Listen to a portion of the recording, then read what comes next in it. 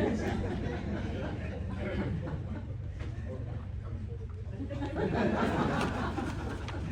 like to welcome all of you and ask you to come back. We usually meet every Tuesday, at least 44 to 47 Tuesdays out of the year. We are here and we have presenters the majority of the time that we meet on Tuesdays. So, and we start at 8:30 usually and at 10. Just a few rules. We do have presenters. 3 of them are already here and we expect the other 2 to come.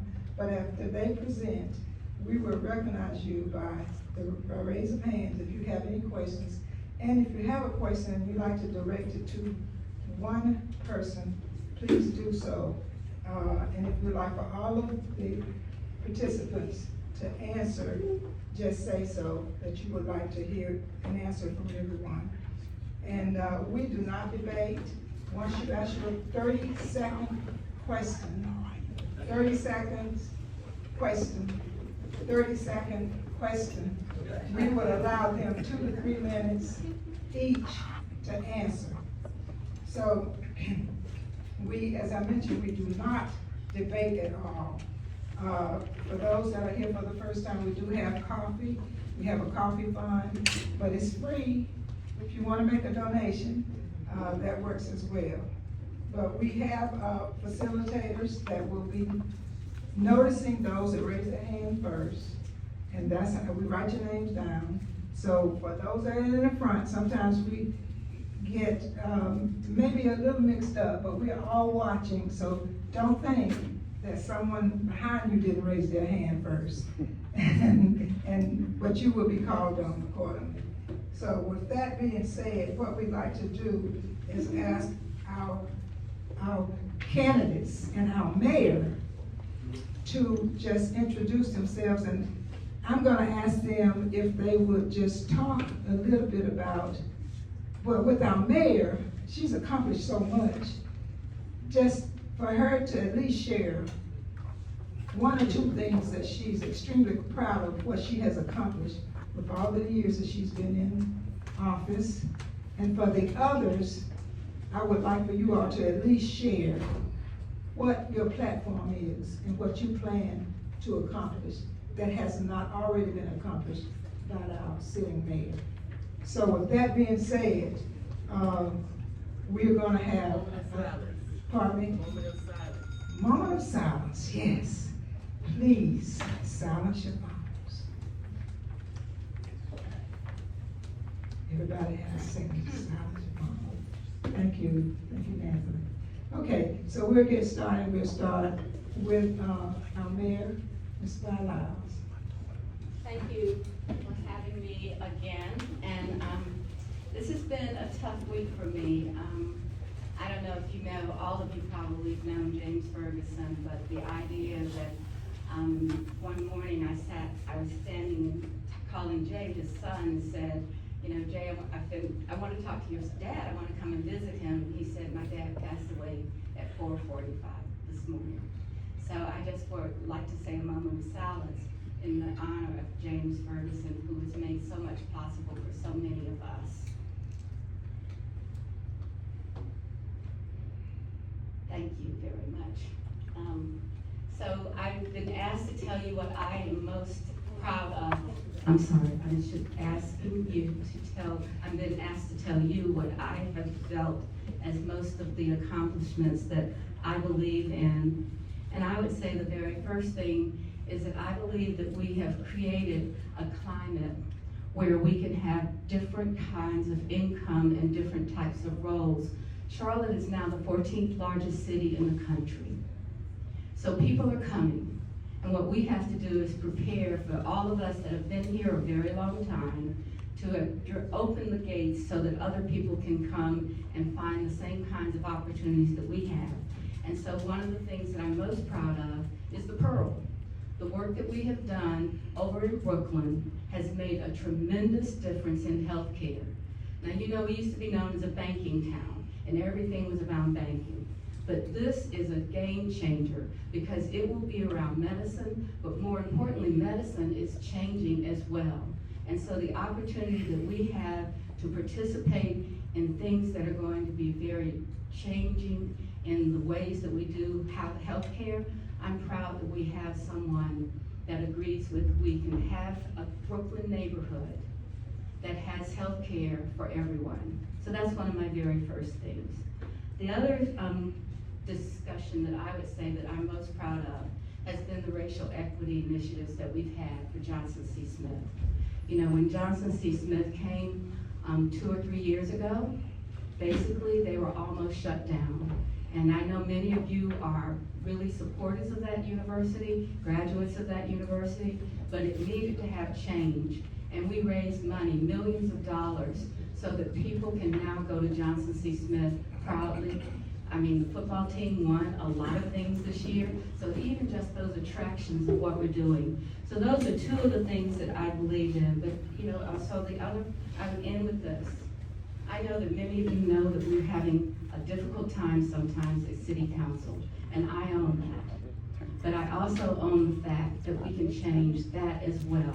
And that's one of the very first things that I want to have is participation of the full council, and to do some things that will help keep us growing and being smart about how we grow.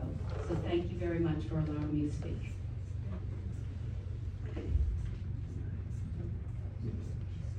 Good morning, you all. How y'all doing this morning? My name is Jerron Gemini Boyd. I'm a Charlottean, born and raised on the west side of Charlotte. Yes, I'm running to be your next mayor on a few issues that have been concerning of me. One is the housing issue that we are suffering right now. As you notice, everywhere you go, you see people that are homeless. Displacement is everywhere. And we need to truly do something about that. We have all these individuals coming into our city and they're building and making our city beautiful. But for the individuals who are actually living in this city, they are suffering. If you go on the west side of Charlotte, you notice that they are really and truly suffering from housing displacement. Also, I'm also running on transportation. We need to do a better job with our transportation. It shouldn't take individuals 2 or 3 hours if they don't have a vehicle to get to work and get back home. That's very frustrating to individuals that are living in our city. Traffic is bad. We've already had accumulated like 30-something deaths this year already with traffic and accidents, and that's bad for us. Also, I would like to say that opportunity is a necessity in this city. Opportunity needs to be given, not to just one side of Charlotte, but to all of Charlotte. Everyone needs to have a chance to, you know, as our city prospers, as our city grows, everyone needs an opportunity. We all need opportunities. Our youth, you wonder why our youth right now are standing on the corners and just not doing anything with their lives. Violence is bad in our city. And I speak to youth because I have a nonprofit organization, and I've been working with youth since I've been home. I'm formerly incarcerated. I spent 20 years in federal prison. If anybody knows what needs to be done with our youth and our safety, I truly believe it's me, because I'm out there every day dealing with our youth, totally every day. Also, some of the things that has been bothering me is that, you know, as our city is growing, our mayor has done an exceptional job in certain areas that has allowed our city to grow.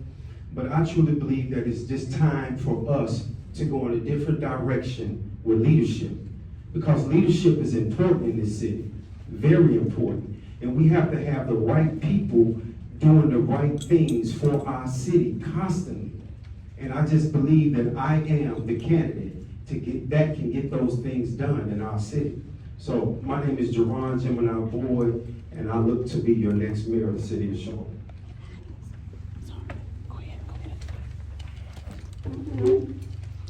Apologies for arriving late. This is just introduction, right? No question? Okay. Make sure. I'm Brendan K. McGinnis. You have 3 minutes. 3 minutes. I'm Brendan K. McGinnis. I'm running to be your mayor here in Charlotte. I'm a Charlottean. I wasn't born here like a lot of you, but my family moved down here in 1983, lived here for 3 years, and I came back in 2004 as an adult. I've seen the growth, I've been in awe of the growth of Charlotte over that period of time. The problem is, a lot of long-term residents haven't enjoyed that prosperity. They haven't seen that growth themselves. And that's why I'm running. You know, as a former Marine, I learned leadership. I rose to the rank of a non-commissioned enlisted, rose to the rank of a non-commissioned officer. One of the things you learn as a Marine is you either lead, follow, or get the heck out of the way.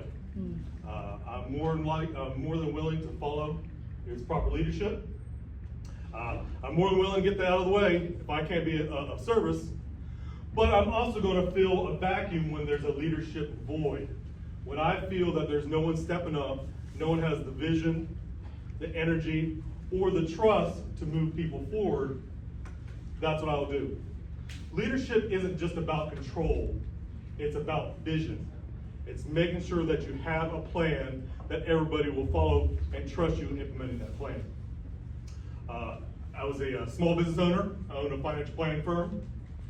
I sat across from individuals like you for 12 years, hearing about your hopes, your dreams, and the struggles that you take.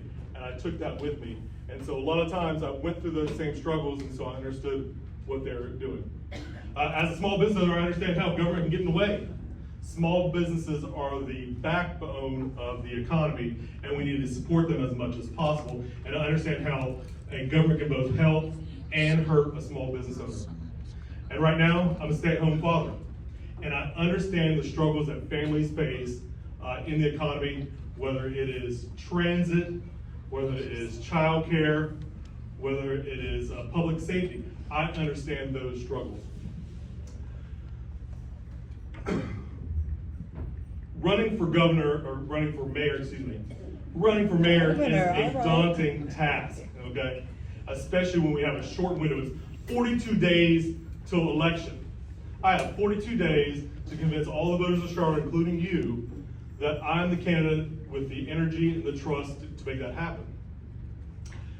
It's daunting, and that short timeline amplifies a lot of feelings of fear, doubt, anxiety.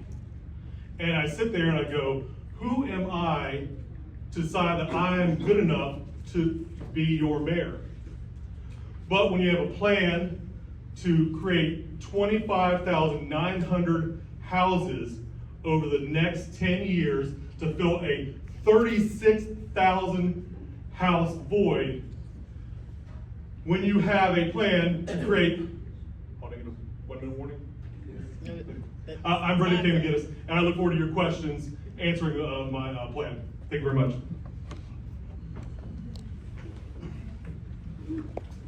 Good morning. My name is Dr. Tigress Sydney Acute McDaniel, Juris Doctor. For some of you, that actually is like chalk on or nails on a chalkboard, because I'm not often welcome in this particular environment. You have a corrupt judge in the back, Elizabeth Trosh, who has committed immense due process violations against so many Black individuals here in Charlotte. And I have run on reform. Excuse me. Yes. Excuse me. We don't insult people, and we don't do things like that in here, so just be careful about it. Yes, so this is not an insult. So I am very pragmatic. And most of this audience here is Black. And we are dealing with a very serious issue of diversity, equity, and inclusion in both our judicial system, our legislative system, our political partisanship as well. And we need individuals who are in place, in elected office, who are going to stand against the insurrectionists, the Trump supporters, and those who have absolutely no intentions of doing anything positive for the entirety of Charlotte. And again, this is not an environment where I am normally welcome. I am fully aware of that, and it doesn't concern me because you all are not my full constituents. Some of you will be my constituents once you leave. Some of you are shaking your head and you're like, you know what, she's right. I've not ever known beautiful Black leaders to succumb and to stand by and take it and allow any of our elected officials who choose to be on the wrong side of justice to do us harm. That's not the makeup for my upbringing at all. And some of you had very similar upbringing, and you know that. So I'm speaking to you. I'm speaking life into you. I'm speaking conviction, spiritual conviction. I was raised in a Baptist church. I am the product of Black America, breaking generational curses. I myself am a veteran, former federal ranger with the National Park Service, which is unheard of for Black women. I am a doctoral level scientist, again, which is unheard of for Black women, applied science. I am amongst 1% in this nation who holds both a PhD and a Juris Doctorate. And the fact that I am here and the fact that Gemini is here should move you to understand that clearly our mayor is not doing an effective job. Because if she were, then we would throw our support behind her. Excuse me, we don't do that. We don't do that in here. We do not do that in here. I hope you understand that. I am being pragmatic. I have not insulted anyone. I am being pragmatic. Okay. But I find it very interesting that you can insult me and not find any issue with that. Next. Good morning. Good morning. Thank you all for having me, all of us. My name is Delter Gwynn. I'm born and raised here in Charlotte, North Carolina. And I had an intent to run quite a few years ago, but I was blocked by doing so by the pandemic. 3 of my family members in 1 year were diagnosed with cancer. 2 of them, my father and grandmother, passed away, so I was unable to run. And by the time I got the strength to do it again, I wanted to add healthcare to that. That was something that was very important to me. My mother and my family are in the audience, and I'm not going to be emotional, but the healthcare is something that's very, very, very important to me. I commend the mayor on a lot that has happened within Charlotte. It has grown to something, being I'm from Charlotte, it's grown to something I never thought I'd see. The skyline is beautiful. I take pictures of it all the time because I can't believe that this is the city I was born and raised in. What I want to run on, aside from healthcare, is to make sure that while we're building a beautiful city, that no one is left behind. I want to make sure that we, yes, attract other people from all over the world, and they're able to come to Charlotte, and it has grown to be one of the top cities. But I want to make sure, before we look outside of Charlotte, we make sure that everyone in Charlotte who was born and raised, who are on the streets, they are also not forgotten and left in the shadows. That is one of the main reasons why I wanted to run locally here in Charlotte, North Carolina. I hope that you'll be able to visit my website and see my true vision. I don't want the time to expire, but I thank you all again for just having us all, and I hope that today it brings forth a lot of light and helps clarity for everyone. Thank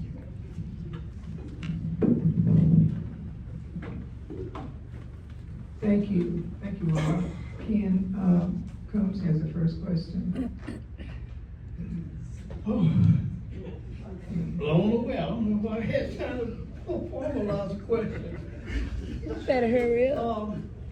I'd like to ask each of you, on a scale of 1 to 10, how would you assess, you don't have to answer, Doc.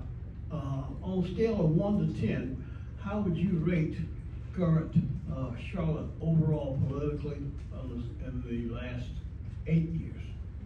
On a scale of 1 to 10, 1 being the lowest, 10 being the highest. Wouldn't that be?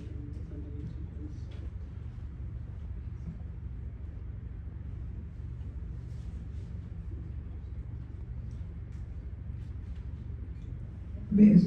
Mary Jane? Was that a question? No. Was that a question? Does that question need to be asked?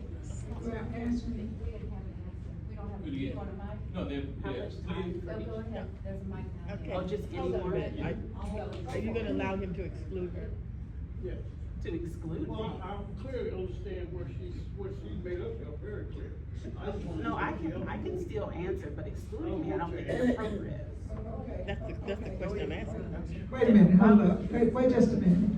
Let me know, are you? Let me, no, just, Because I find that's very Tigress, hold on interesting. just a second. Yeah. Just let me Mhm. say something.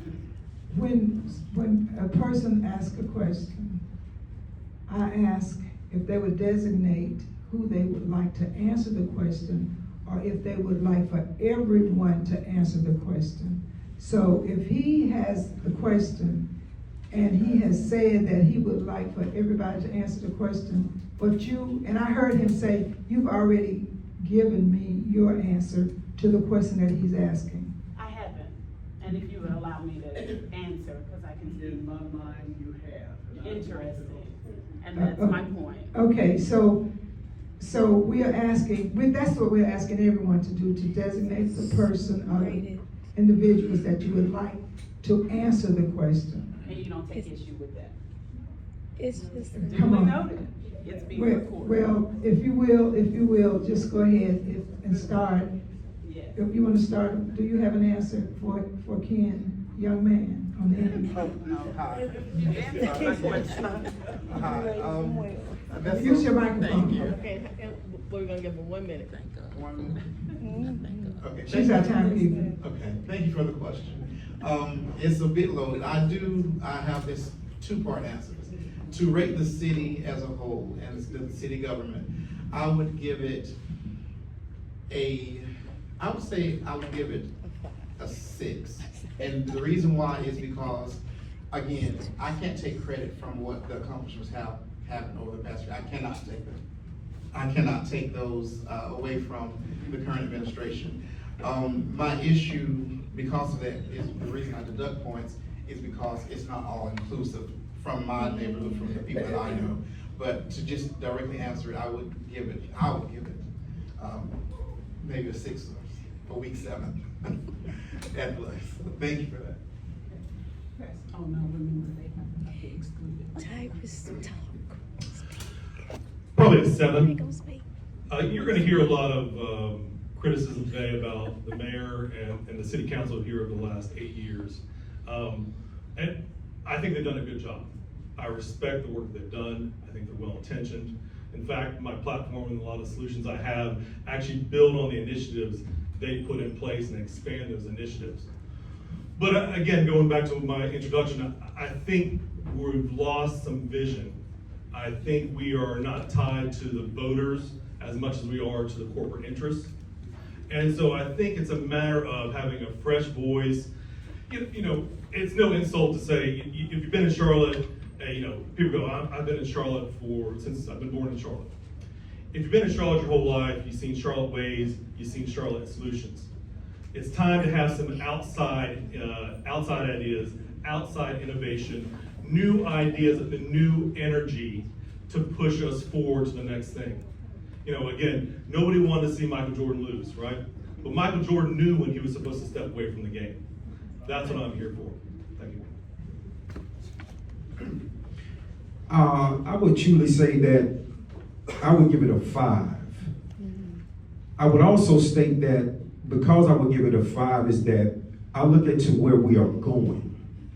And where we are going at this moment isn't very prosperous for people that look like me in the communities that I frequent all the time. I would also state that there has been an exceptional job up until this point. Don't get me wrong. I love the city of Charlotte. I always tell people that the city of Charlotte is like a Picasso painting. Very beautiful unless you live in it. So that's why. That part. Thank you very much. I can't disagree with a lot of what has been said up here, but I do think that we would be really, I think that we'd really be in a different place if people actually begin to act on the things that we want to do. So when you start talking about this, I want to just recognize a couple of people. Luana Mayfield leads our faith-based housing initiative. So when we talk about those things that are going on, she's here because she's listening to what we're about to try to do. And I want you to know that sometimes just because you don't see the brick and mortar up already, there is brick and mortar that will be up at some point. Malcolm Graham is here today. Think about what he has done with Johnson C. Smith and the initiatives that they've put, and he's actually been someone that looks at what goes on at that university and brings it back to us so that we can be a part of it correctly. So I would give myself, not just me, but the city council, I would believe that everyone has got good intent. And if that good intent is led, then we can do more. And that's what we all want. We want everybody in the city, as we would say, to thrive. Thank you, Mary Jane. Good morning, y'all. Thank you for allowing me to ask a question. I'm a fourth-year student at UNC Chapel Hill and summer intern here at Habitat for Humanity of the Charlotte region. My question to any of the candidates is, how will your administration engage young people and especially first-time home buyers in the current housing market, given the uncertainty that a lot of people my age are feeling right now?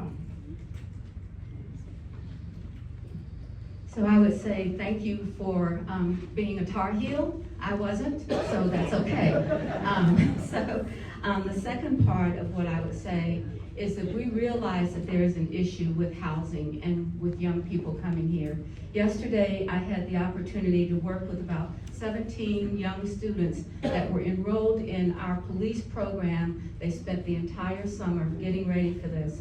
Now, they're not quite where they're getting ready to go to college. But we've done things like making sure that young people from CMS can come to the city and get a job immediately after graduation. And in that job, we talk about how to, be financially sound. Because most of this is about learning how to address what you need to get done and to have the ability to walk into a bank or wherever you're going to get lending, to understand and not to be just not aware of what's necessary to be in a grown-up situation, buying a house, being in a house, and appreciate the work that you're doing at Habitat. Because if you go down West Boulevard now, you can see the houses that have been built by Habitat for Humanity, so thank you for the work. Yes, also, I like to thank you for being a Tar Heel as well. That's my favorite school. Never had an opportunity to go there, but I was at UNC School of Government. I spoke on a panel there. So for me, it would be more intentional about being in the high schools and middle schools at an early age, having these discussions about their future, because we have a tendency to always say that our children are our future. I hate that cliche. Our children are our now that's going to lead us to the future. We need you, so we need to be intentional about making sure that we can set you up with plans that can help you in the future as you go along. So I truly believe that we need to be more intentional in the high schools at an early age and start teaching our children about these issues, because it's their future that we're talking about. So it's their now that we need to have these discussions to empower them, because it's going to take empowerment and leadership to help our young adults see the future that they need. We're able to stand this week. Last week, made everybody sit down. Is that right? Stand. That's right? They said sit down. Your choice. Okay. Real quick before I answer your question, I'm paraphrasing the mayor by saying, just because the brick and mortar isn't up yet doesn't mean stuff isn't happening. I think that's part of the problem. We have a transparency problem here in government, right? We've got a 1 cent sales tax going on the referendum that, no insult to anybody, but council members here last week said, well, I haven't formed an opinion because I need to go talk to people. It means you're not getting community input. We've got a stadium deal that didn't be climbing doors, and let's not even get into the Jennings situation. So we've got a transparency problem. Just because brick and mortar isn't up, things are happening. Let's hear the plan first before those brick and mortars go up and we're paying for it ourselves. Housing. We've got a 36,000 deficit in housing. 50% of Charlotte is house unpowered. I guess it's basically they pay 30% of their income on housing. That's huge. Again, it's a bad name maybe in this room, but former Councilmember Bakari said we're just treading water right now. We've got 11,000 houses that were built with the Housing Trust Fund, which is great. That was over 2 decades. We're treading water. We need action, innovative plans. We need to use 3D printing, micro housing. We need to use tax, incremental community land trusts. That's what we need. Thank you. What's your name? All right, I am a fellow Tower Hill. I actually was the parliamentarian for the Black Student Movement at UNC Chapel Hill, and also the Queen. And I modeled with couture and concept at North Carolina A&T State University, and the cooperation with UNC Chapel Hill, and did the choreography as well, also with high kicking heels and jiu-jitsu. So that's my stomping grounds. Now, in that same regard, to answer your question, I'm already doing it. So I am also known in the community as Queen Get Her Done. And I got that nickname now maybe 20 years ago because I have been intervening and interceding on behalf of those who are suffering from housing instability. Housing instability doesn't always look like someone who is on the street, literally. And instead, housing instability can include things like what you mentioned. We have a huge issue, and I'm glad that some individuals here can actually stand up and actually talk about it without it being considered insulting. We need to learn about an objective truth, and we need change in government to do it. And if we don't have individuals who can actually stand firm against the status quo, then nothing will ever get done, as you've already heard. Thank you for your question. To address it directly for housing, we're limited on the local level on what we can address and what we can do, and I understand that. One thing I would advocate for is to raise the minimum wage. I would advocate for that for sure. In addition to that, another way that we can combat that is definitely by educating our youth. So, and I agree with what one of the gentlemen down here said, with starting not even in college, but starting in school with educating on finances, the importance of credit. That's something primarily in one specific community we lack. But in addition to that, that's something that I would like to do is educate those on how to save, how to know how to budget, things like that. You'd be surprised how many people don't know how to write a check, and they're fully grown. So education is key to that process as well. And along with that, to combat it would be minimum wage increase. Thank you. Okay, Jackie. Good morning.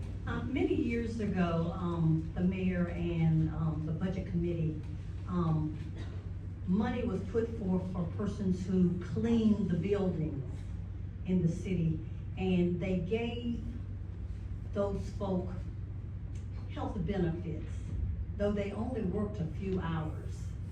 But that was kind of like boots on the ground kind of thing, really making a difference in the lives of folk. I want to know, what is your priority, number one priority, and what have you done to make a difference with that number one priority?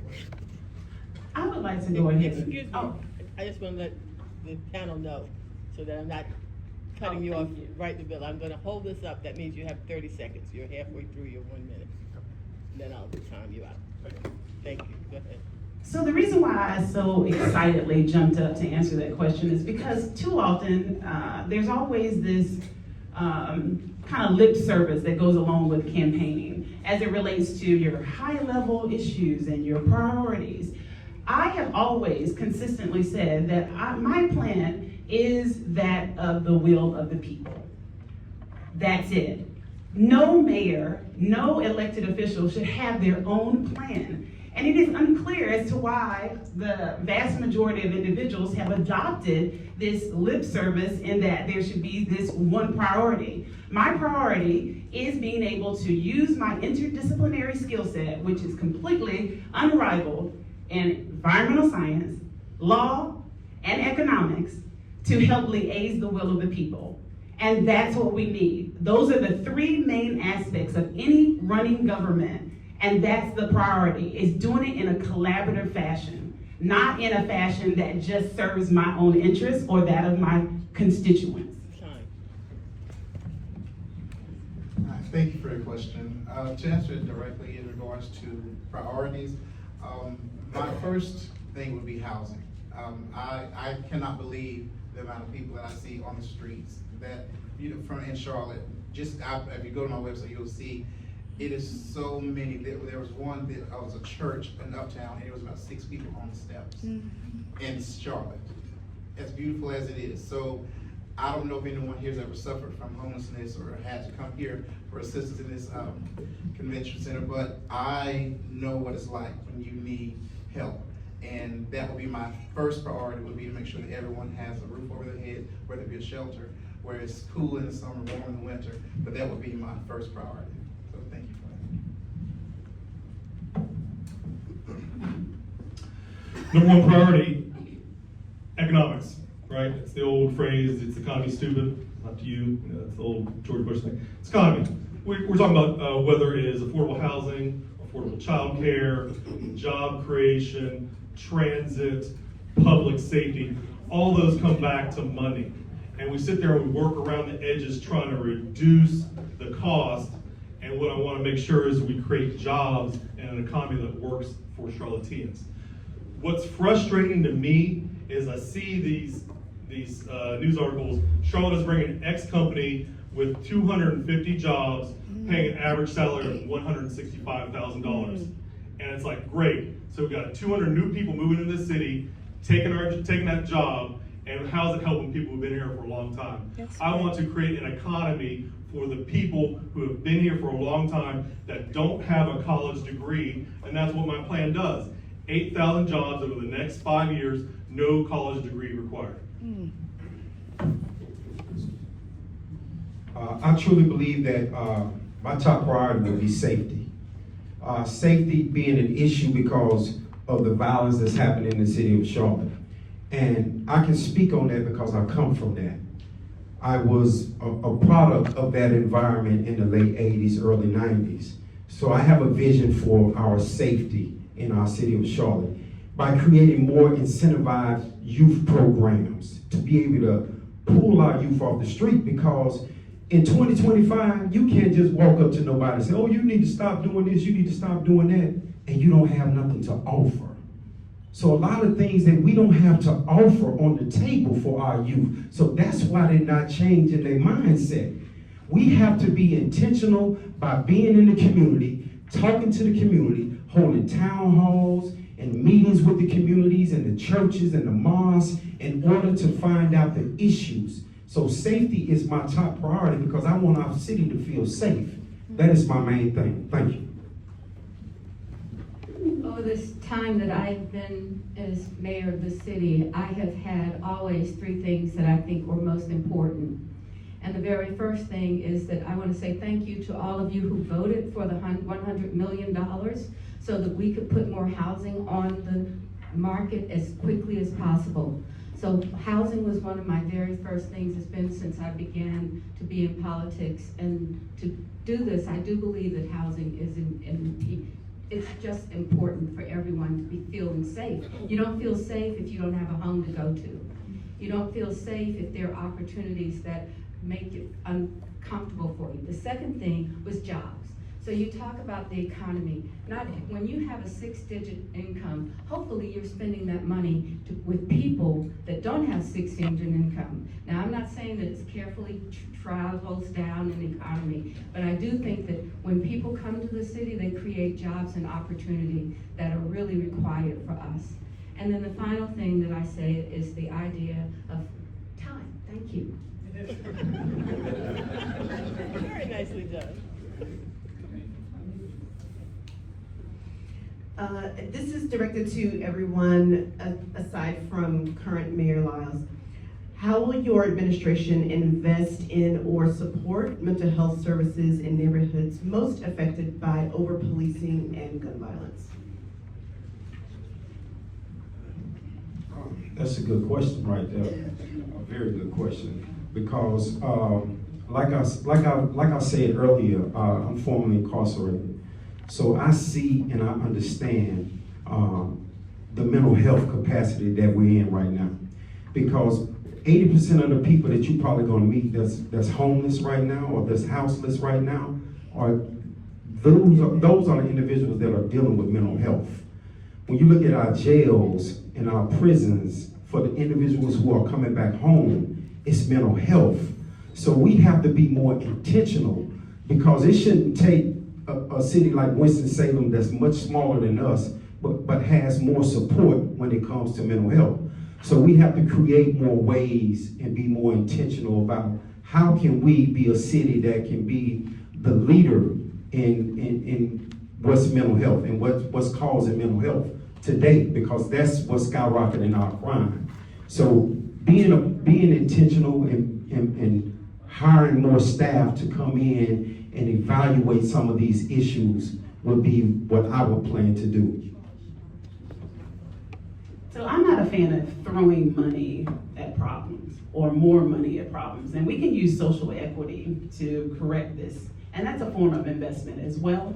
And so what I am suggesting, because this is what I do as it relates to our project that me and my mother founded, because my father dealt with homelessness after having about an issue with regards to his leaving as a veteran, because he's buried in Salisbury. I'll try to quickly give you a little bit of input before the time quickly runs out. And so that's the reason why it's a huge hinge for me. The point I'm making is that we can actually, Keith Scott is an excellent example of how the culture of Charlotte and our police department and all of our law enforcement, judges included, do not value or respect mental health as a valid issue. And so I would work with these agencies. Many of them, they offer their services pro bono because they have a passion for it. And I would work with them to collaborate to create a different culture centered around understanding mental health issues. And that is definitely one of the first steps that needs to happen here in Charlotte. Thank you for your question. One thing I would like to do with my administration regarding mental health is making sure that there are outreach programs and making sure that we secure funding to make sure that when someone needs help, they have that place to go to. That they're not just seeing a number online and you're in a queue. I've had that happen before. So I believe it's when people call the suicide hotline and you're on hold. So we want to make sure that we have the funding that's there to staff people that need to be there and have the resources through this. So I would definitely make sure that funding is a priority to make sure that mental health is a top issue for my administration. So thank you. Okay, Robert. I didn't get a chance to answer that. Got skipped. Go ahead. Can I go? Okay. I want to answer your question, but I want to kind of go back to something that the mayor said. She says, talk about bringing companies here and says the hopes it comes down. And she called herself, because she's about to say trickle-down economics. We live in a democratic stronghold, but we live in a Republican economy right here. Okay? It's not about trickling down, and she hopes that it goes and gets spent in the right places. It doesn't. It's not. And so that's why we got to make sure we put the money in the people's hands instead of them waiting for the money to come down. As for what you're asking, we have some great programs, and this is the mayor and the city council have done a great job with this. We've got the Office of Violence Prevention right now. We've also got the Child Development Community Policing, which pairs up police officers with mental health professionals to deal with situations. So they've done some good things, and that's one of the things, and part of my plan is expanding those programs. Also going to what Gemini said too, in terms of that, is providing subsidies to workforce for people formerly incarcerated coming back in the community, because that helps as well. So those are my solutions. Thanks. Brendan K. McGinnis, candidate for mayor. Good morning. My question is not for the current mayor, but the other four. In this city, we've seen a lot of growth in the last 10 years. Well, this is only the beginning. In the next 10 years, the growth is going to be even bigger. What specifically, so that you can give me something specific, each of you, if you will, please, what are you going to do for the people that are going to be displaced? Because more people are going to be displaced in the city. You know, it's one thing to act like it's not, and more big businesses, more $100,000 jobs are going to come in play. But people in this room aren't the ones we're talking about. We're talking about the people that are not in these positions to get these $100,000 jobs.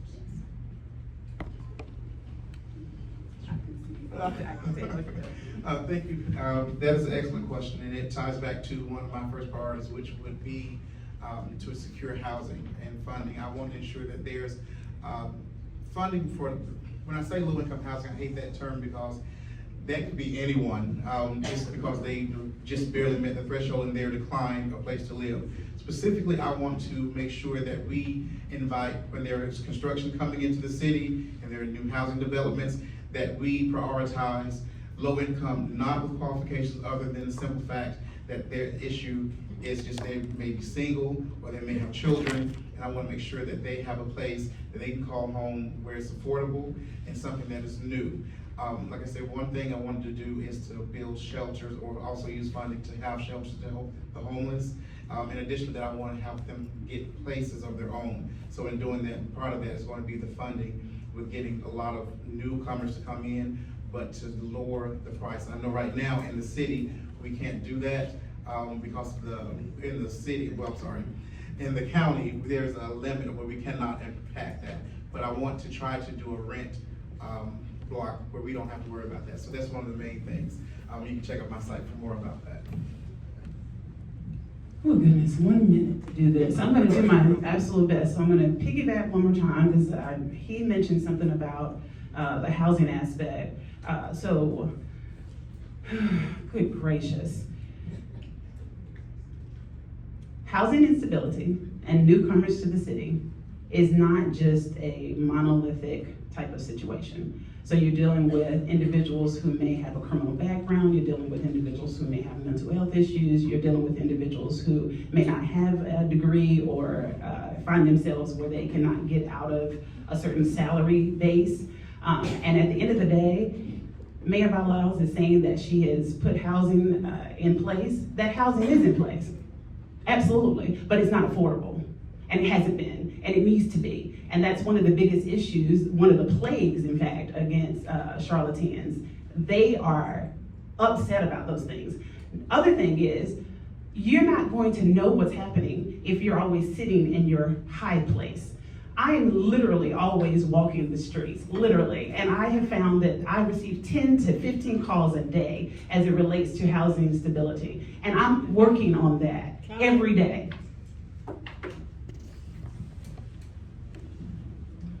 So the question is about displacement.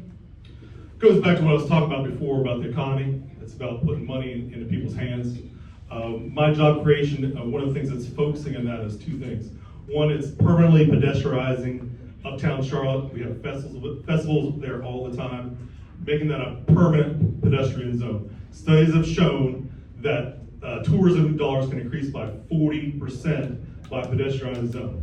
You have it here in the US in San Antonio with the Riverwalk. You have it in other places in countries like Copenhagen, Madrid. What that'll do is that when you have tourism, a lot of those jobs are non-degree jobs, so you put money in their hands. Second part of that is what I call the Charlotte Skills Academy, and it's making the training people for those jobs that'll come with pedestrianizing that zone. All these things are wrapped together. Our transit plan doesn't make sense because where is the transit going to?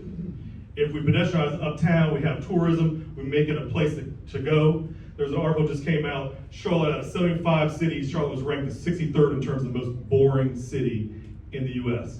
Why are we not building up an industry like tourism, which doesn't require college degrees? Why do we keep bringing these high-paying jobs? Let's focus on the people who are here and giving them money, and then therefore we can work on displacement. And part of that pedestrianizing is making sure there are some things make sure there's not displacement in place. Thank you. Intentionality and transparency. How can we do that? What does that look like? It looks like having leadership that's being intentional when people are coming in to build in our city. Being intentional to allow them to come and build and say to them, look, 20% of what you're going to build here has to be intentional for housing, displacement. Because we see every day this is going to be a hot topic. Housing is going to be a hot topic. And they've been talking about housing for the last 10 years.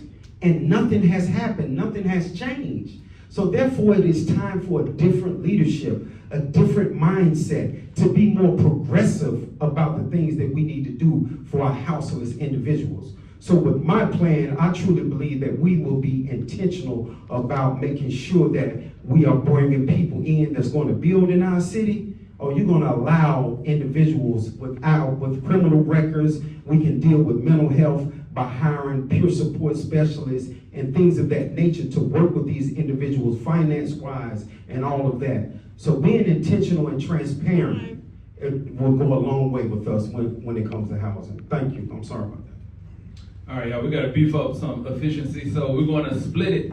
15 seconds a question, please, 30 seconds an answer. We have a lot of questions and a little time. Right now we got Jay Hill, thank you.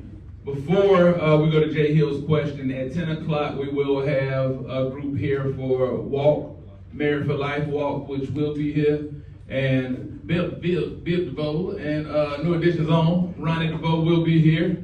And that will happen at 10 o'clock. But right now, if you have a specific candidate that you would like to respond to your question, please address them, but know you got 15 seconds to ask it. Hey, good morning, everybody. My name is Jay Hill. I'm from West Boulevard. My question is to the panel, if that's okay, real quick. West Boulevard is surrounded by the River District, South End, the airport, Wilkinson Boulevard, and now gentrification has crept into my parents' neighborhood, Barringer Woods, Clinton Park. If you're elected, what would be your plan for West Boulevard?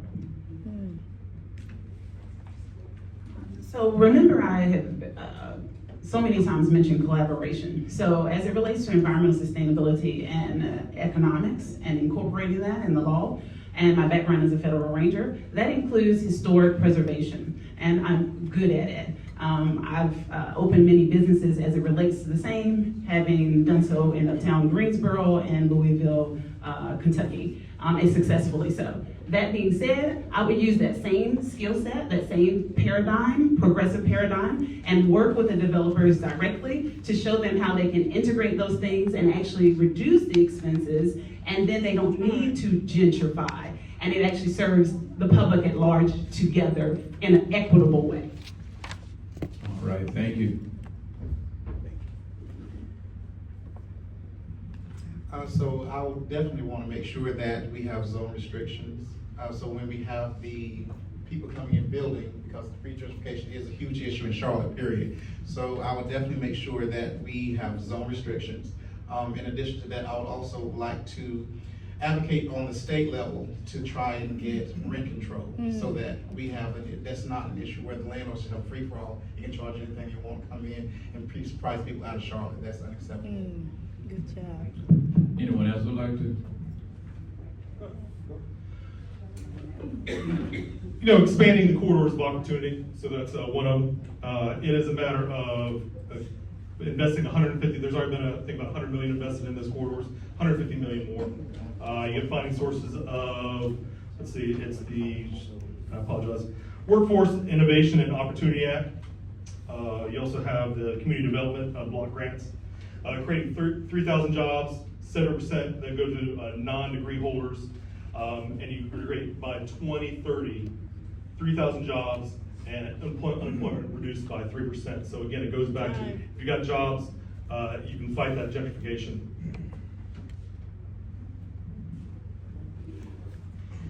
So the first thing that I would say about West Boulevard is that they are doing tremendous work. And I think if we follow the leadership of the community, we will be able to do this work. So the few things that I know, the land banking is being done right now, that we are really working in terms of the Seven Sisters Marketplace.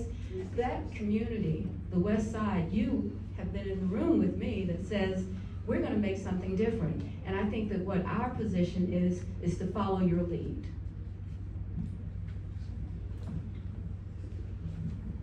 First thing that I would like to do is, I'm from West Boulevard, as you know, and we've never had a grocery store on West Boulevard.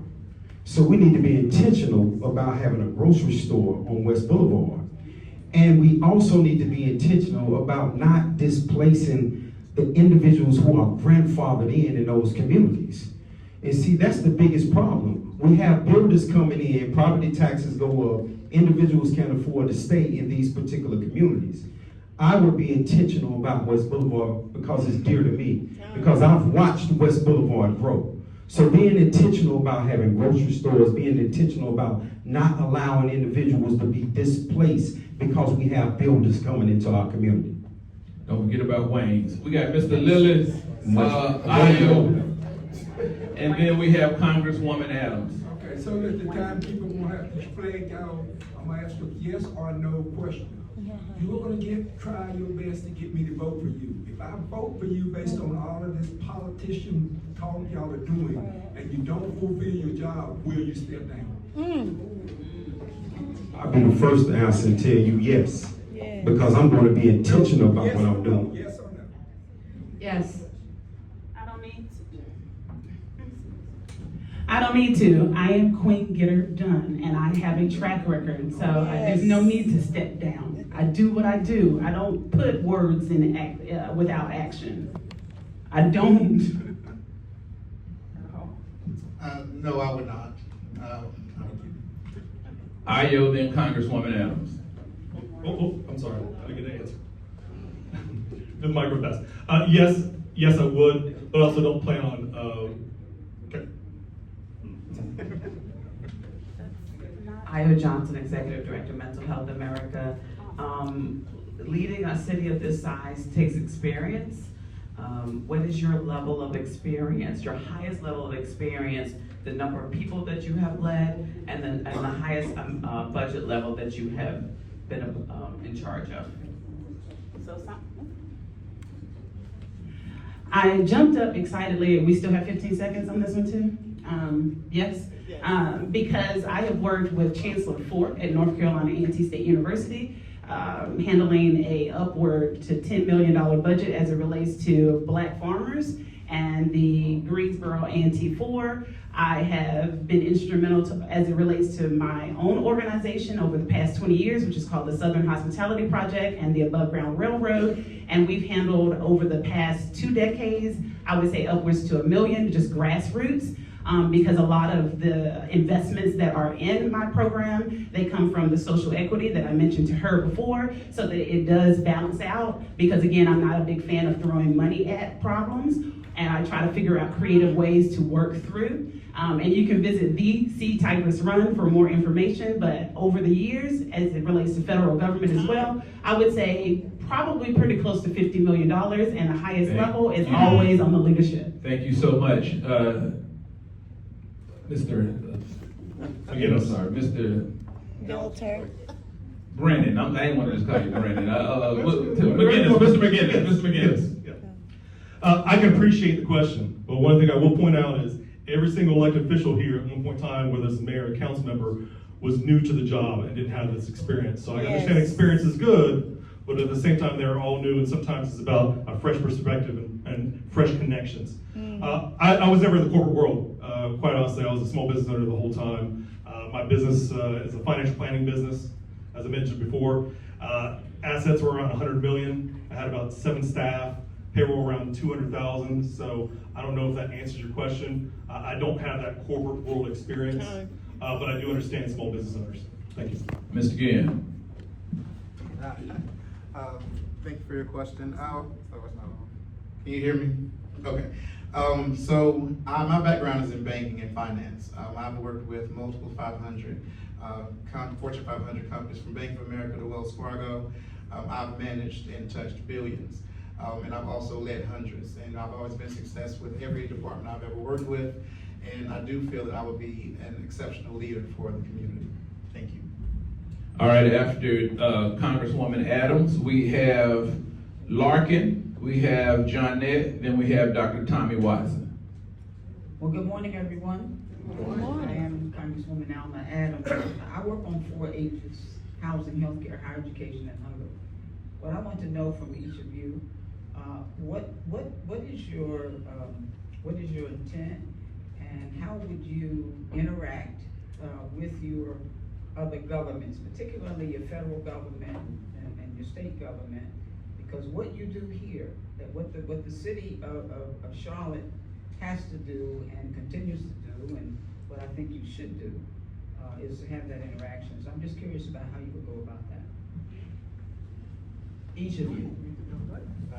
Go first.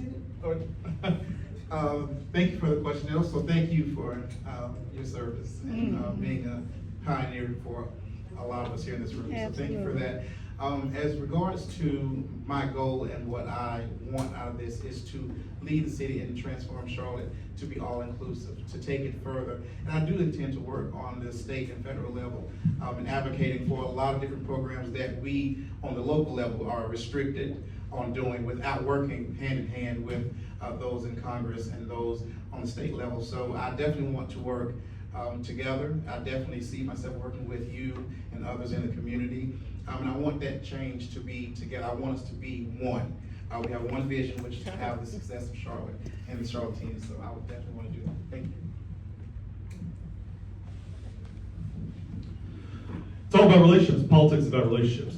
And so it's building those relationships. I think it is I know I don't have those connections right now, but I think that's a positive. I'm going into those relationships with a fresh face, a fresh voice, and an equal power dynamic in one sense. I think that's the problem is when you're working with whether it's the legislature or the current administration, it's a matter of not having those relationships and not, I want to say supplicating, but you got to go in there with a certain amount of power and know that the power that you have as a city. I think for too long, Charlotte has sat there and been kind of the ugly person in the room, wanted everybody to date them. We have power. I think it's a matter of coming with and showing our power in those relationships. Thank you so much. Did everyone? All right, go ahead. Mr. Boyd and Ms. Acute then. Councilwoman, thank you for the question. And I just want to say one of the very first things that I would like, how many of my peers that are here understand Dillon role? The role of Dillon in our state. So you can't be in the mayor's office without understanding who has power and who doesn't, and how to use power when it's necessary.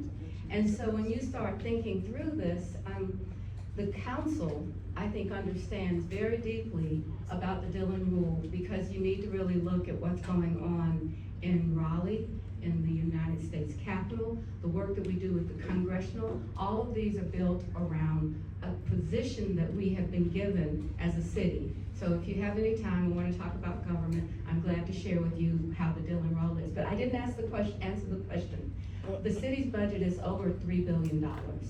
And that is a lot of money. And a lot of the work that we're doing has to be consigned with the county. And we need to begin to think, how do we be better in the city with city and county relationships, especially in so many ways that it impacts our community. Thank you, Mayor Lyles. I am so glad that she actually answered that question for us, because the Mayoral Conference, as a Juris Doctorate lawyer, now pursuing my license to practice law in California, because I attended a law school in California, so in California first, and then here in North Carolina. That being said, the Mayoral Conference is how you influence legislation. And Dr. Adams is fully aware of this. I've been doing this for 20 years. I worked with the representatives all the time. They helped me to expedite food stamps for the homeless. They helped me to expedite any and everything as it relates to the philanthropic work that I've done to change our economy and change the housing instability and change the landscape of our city government. I've been doing it for years, and it's very interesting that some of you are not aware of that, or maybe alternatively, you don't want to acknowledge my work. Thank you, Dr. Acute McDaniels. Larkin. Excuse me, can I? Oh, I'm sorry, pardon me, Mr. Boyd. Yes, to answer your question, Congresswoman Adams, it would just truly be relationships. How can we just build relationships as the mayor, as being the mayor of the city of Charlotte, is to go into individuals such as yourself and build those relationships and have those conversations about how and what we can do to make our city better than what it already is. All right, Larkin. Larkin Eggleston, thank you all for being here. Mr. McGinnis referenced, I believe the number was 26,000 housing units he has a plan to create. I'm eager to hear as quickly as you can that plan, because a number of the things that have been mentioned around housing today are things that are not legally allowed in the state of North Carolina, and that's not likely to change anytime soon. So I'd like to know the timeline of that plan and the outline of that plan as best you can in 30 seconds. 10-year plan, 1 year, 5 year, 10 year. Expanding the housing trust fund, 750 units, 11,250 of those come from the housing trust fund. You've got the Charlotte, Charlotte Housing Opportunity Investment Fund. That's going to have 6,500. 3D printing, micro housing. Charlotte has their first micro housing over there on the south end using that. Charlotte Land Trust, it's in Greensboro. We've got one in the west end right now, as is. Tax incremental funding, which is basically, we've been using that down in Valentine Bowl and on South End as well. So all those things, again, I can give you, if you want me to give you the exact numbers, I can, but that's where the 25,900 comes from, is those initiatives.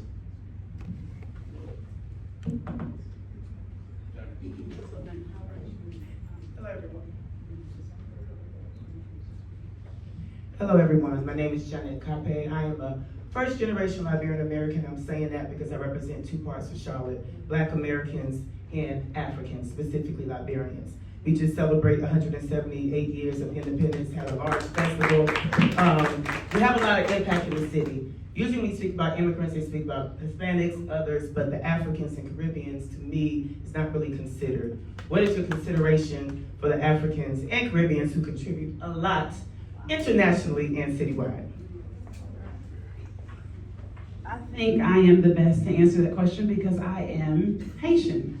I am Haitian American. Some of you know that, and I think that's why you take issue with me, because there's been a lot of talk about our culture and what you believe my religion to be, which is completely disgusting and not appropriate at all, because that's not how we roll. That being said, I am a huge activist with our Charlotte Haitians, Jamaicans, the Caribbeans on the east side. We do so much work with the festivals, carnival, everything that we do where it comes across as just fun. We also do so much philanthropic social activism as well. So I've already been doing that.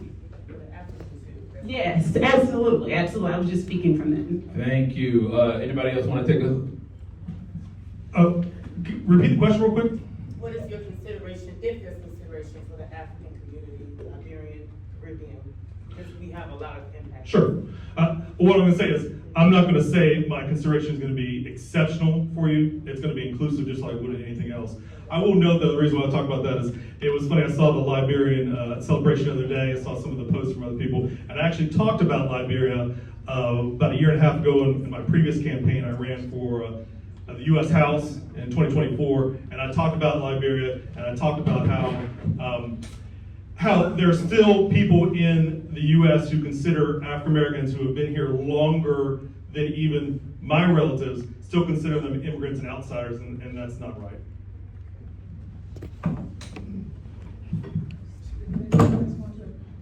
Yes, thank you for your question. For me, my daughter, I have a 4-year-old daughter, and her parents and her grandparents and her bloodline is from Kenya.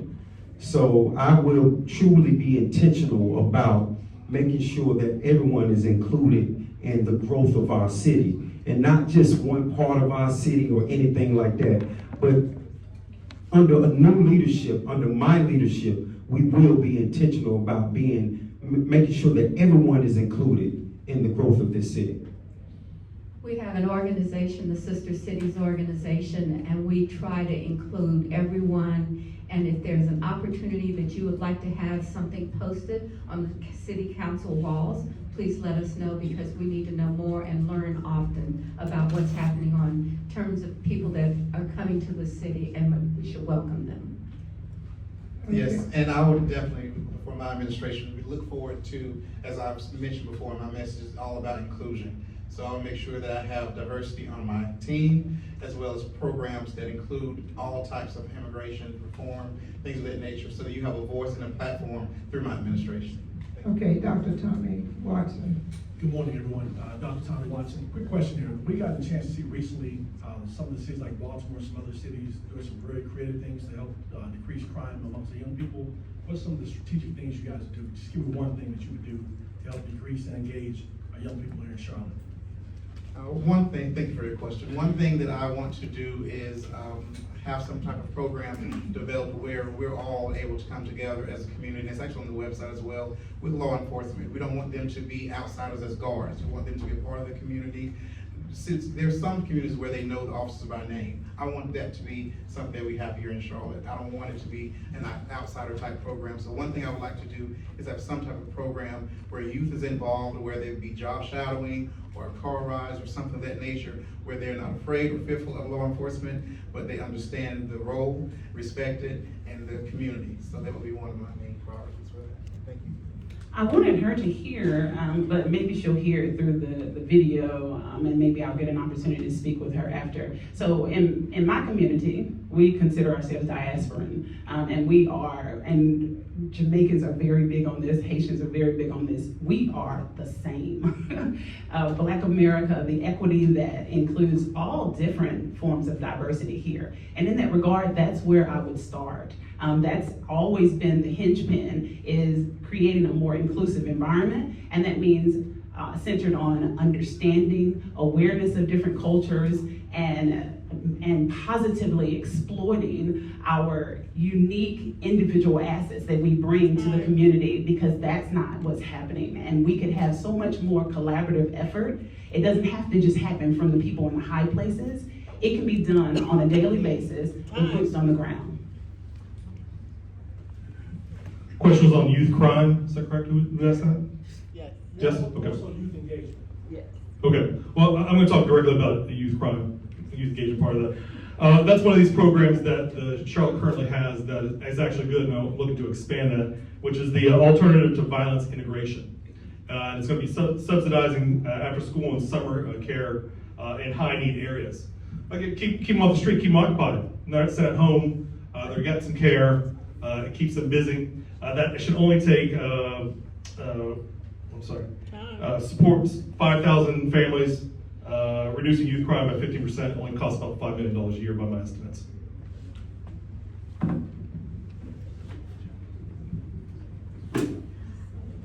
Mr. Mayoral has said a couple of things that we've really been focused on, and many of those programs are new. But one of our programs that really has been around for a long time is that if you go into Atrium's hospital and you've had some kind of problem with your health, but mostly this around gunshot wounds.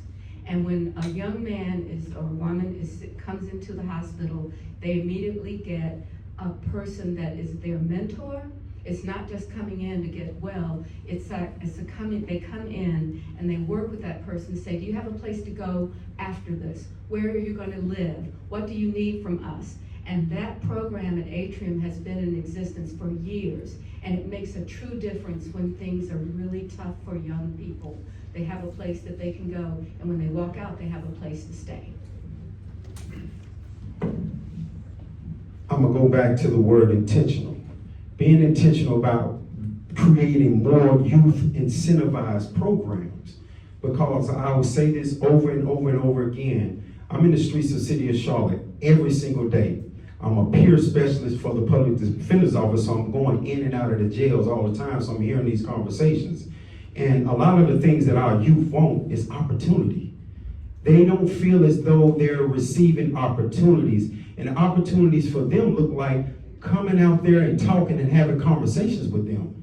So creating more youth incentivized programs and being intentional about working with the youth to empower them, to make them feel as though they're included in the growth of our city. So just being intentional with that. All right, y'all, we have 10 minutes, 5 questions. We have Barry, John Tell, David Howard, Councilman Malcolm Graham, and then Ken Combs. Barry Green Jr., Charlotte is a car-dependent city. No car, no job, likely no food, and there are neighborhoods in Charlotte that spend upwards of almost 50% on car ownership. Where do you stand on transit tax currently and as an opportunity to fund a more car-optional city? All right, perfect. So I'm going to try one more time because I wanted you to hear while we're here. So from my perspective, Haitians, and we believe we are all one because we are African. So that's what I meant. I want to make sure to clarify that there is no separation whatsoever from my viewpoint at all. And I wanted to clarify really quickly, and then I'll answer your question. Again, as it relates to the youth, for inclusivity, I'm maximizing my time because I want you, and go to bctigressrun.com, just like what Gemini said. He and I are on the streets every day. Every day. And we keep talking about the youth as though there's some type of elusive group that has absolutely no skill set and no good mind, and they are the exact opposite. I'll get to yours in the next. Thank you so much, Dr. Q. McDaniels. I'll get to it. Thank you for your question. Can you hear me okay? Okay. I would, first and foremost, not support any type of raising tax. In regards to that, I do believe that Charlotte is a growing city that has a lot of cars and things of that nature. One thing that I notice is there's an issue right now with public transportation. So I would like to include some type of budget that brings incentives, whether it be advertising on the buses, something like that, that can help keep the taxes leveled. And in regards to the actual cars, I definitely do support. All right, thank you so much. Vehicles. Mr. McGinnis. Question is basically, do I support the 1% sales tax? I do not. I oppose the transit plan in place because it is inequitable. It favors wealthy suburbs and disregards the underserved areas in Charlotte, specifically East Charlotte. And it's a regressive tax. There are 9 stops on that red line. Only 3 of them are in Charlotte. Who here is going to go visit Mooresville? Who's going to go to Cornelius? Who's going to take that to Huntersville? Nobody, right? You're paying for it. Microtransit. Thank you, Mr. McGinnis. Mr. Boyd. Can you pass Mr. Boyd the mic? Thank you. Such as myself, I oppose that transit tax because it's only going to cause problems for individuals who are trying to go to work and they already don't have enough in their homes right now. So with that transit tax that they're trying to implement, it's really going to it's going to be bad for individuals that look like you and I. And that doesn't help our community because when you talk about raising taxes, it's only going to cause more crime to go up because individuals are going to be put out their homes and things of that nature. They're going to be going out trying to make money to do things illegally. So, thank you. All right, Mayor Lyles has to go, so we'll allow her to take this last question. So I do support the transit tax. And when we're talking about this, I want to make it really clear that who rides the bus right now are already Black people that are with us. They're already driving a bus. The question is, are they riding to work, to have an opportunity for their kids? And then it's even questioning, Bo, is it going to take them an hour or an hour, 2 hours to get on a bus? The transit plan goes to a limit of 15 minutes for the people to be on a bus and get to work on time. This is the biggest thing that we can do in our time, for people to have real jobs with real opportunity. So I'm going to support it. I hope that you will take more time listening for it, and thank you for having me because I have to go to work. Okay. Thank you, Mayor Lyles, for joining us today. We're going to allow her kind of dip on out. Thank you for joining us. John Tell has the next question, followed by David Howard, and after that, Councilman Malcolm Graham. Good morning. My question is for Mr. McGinnis and young man on the end. You both have given a lot of information about change and things that you do like about the current administration and data.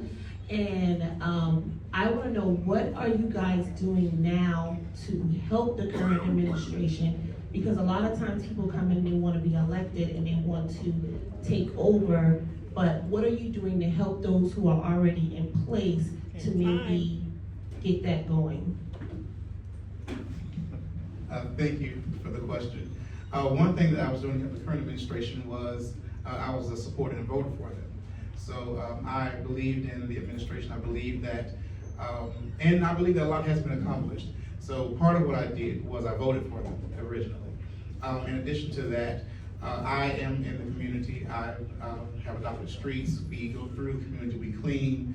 We feed the homeless. And it's just, when I'm seeing so much on the streets, it's not enough being done. And that's what pulled me to say, maybe I need to step in and see if I can help in any way. So that's what I believe. Thank you. Basically, what you're asking is, I guess, community involvement. And I will admit that I'm kind of light on that. I actually moved to the West End in 2019. I actually worked on the board with Darnell, there with Malcolm.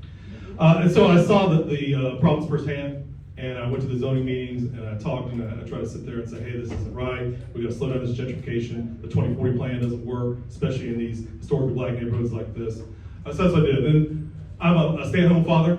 That's my background. I'm supporting my wife in her career. She got a job call down in South Charlotte. I've been down in Valentine since. And it kind of left my mind. But what I say is the reason why I'm running is because of transparency. The decisions are being made. I would probably not be here now. If we'd actually... We got to round it out. We don't have a few minutes left, and I want to be fair to everybody. David Howard. Thank you, sir. Good morning.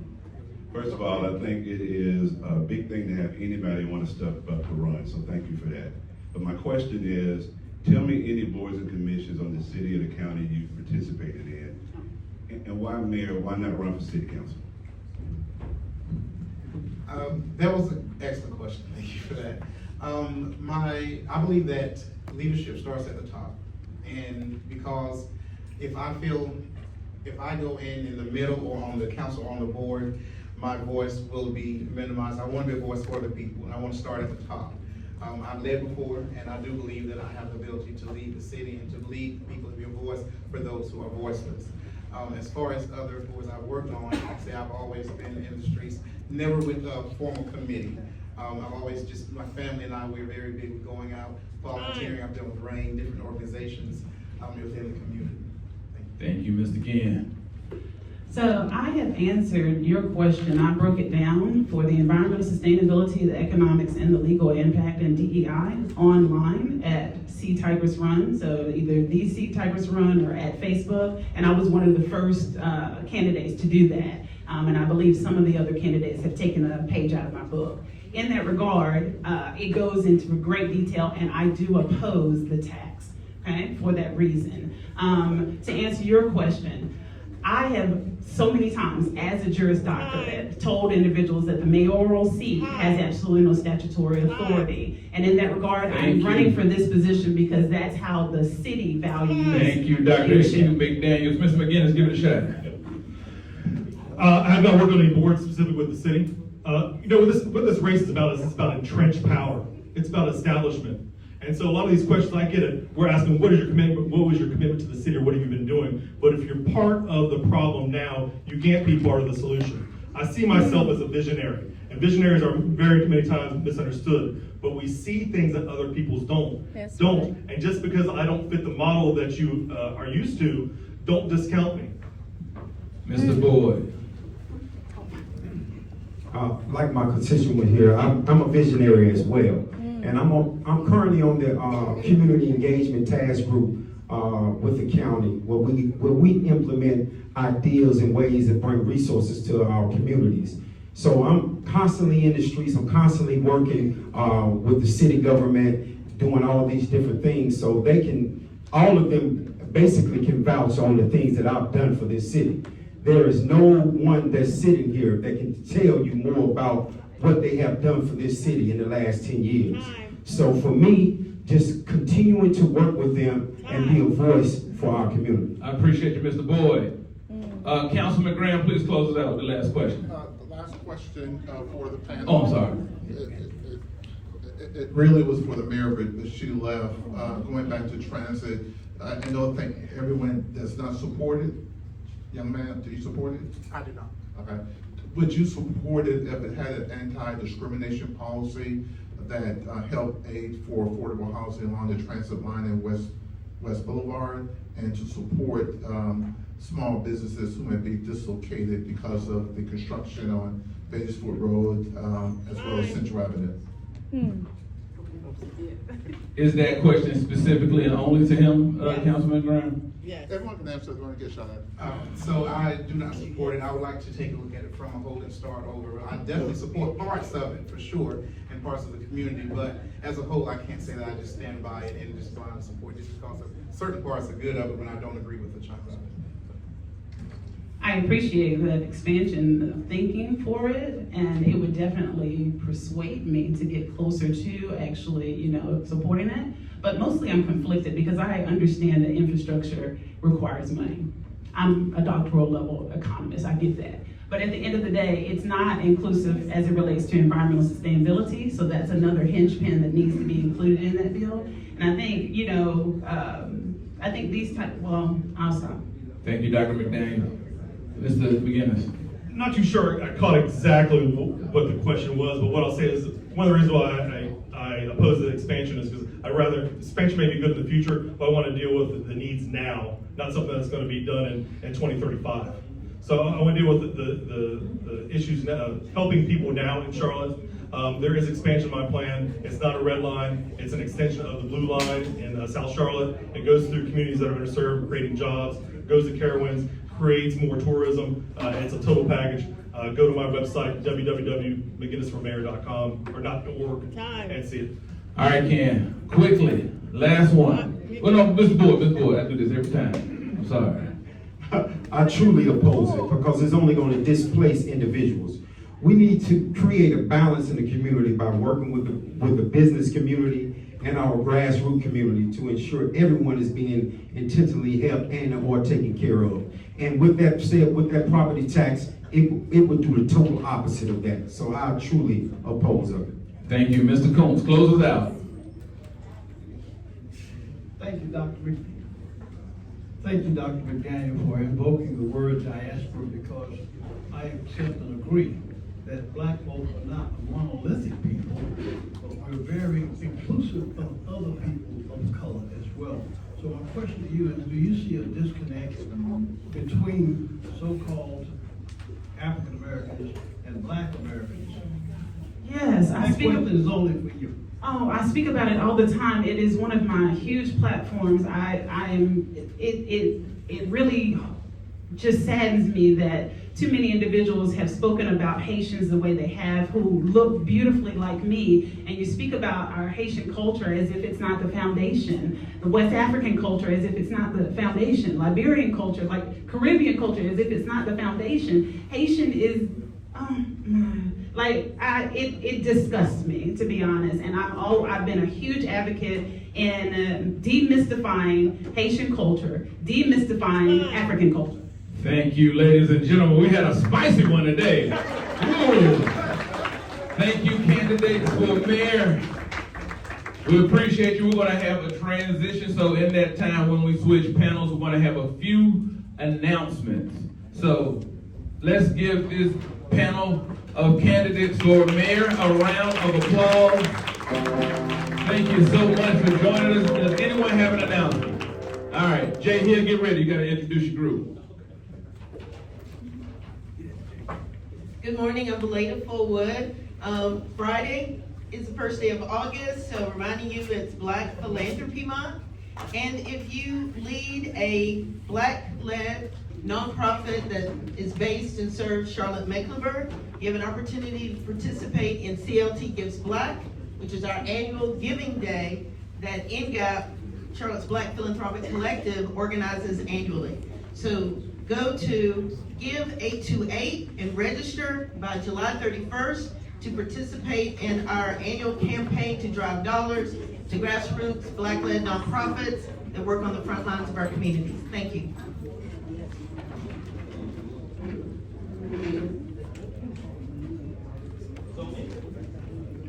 We got a few more announcements. Charlene Henderson.